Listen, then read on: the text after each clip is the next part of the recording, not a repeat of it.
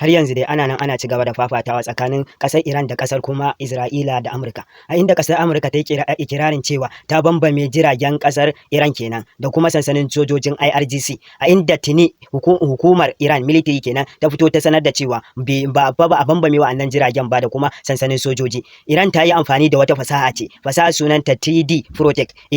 Fasahar ita yanda take zaka ga daga nesa, daga sama zaka ga kaman ka yi abu quiet, ka yi abu gentle quiet, ka yi abu cikin sauki kamar ya isa ya yi successful. To nan kwa jabu ne, ba wai abin ka samu ba kai tsaye. Abin wata fasaha ce da ƙasar Iran ta kirkira kenan, kuma wannan fasahar ta yi wa Amerika asara, babba asara ma sosai. Saboda wannan kaga fasahar wannan missiles din da ta turo da cewa za ta rugurguza airbase din na IRGC to bata samu nasara ba. Wannan abin ta sa 3D protected. To shi abin idan yayi kaman irin na'ura ce da take yin boye abu, kun gane? Kai sai ta yi ma jabin abu kaman ai fake kenan. Yawwa kaman fake kenan nake so na faɗa muku. Fake din abu ne. Aini zaka ga daga nesa, zaka ga kaman exactly wajen ne da kake ka shirya zaka hara. To nan ko ba wajen bane. Kamar yanda kuke gani akwai bidiyo amma bidiyon ba zai samu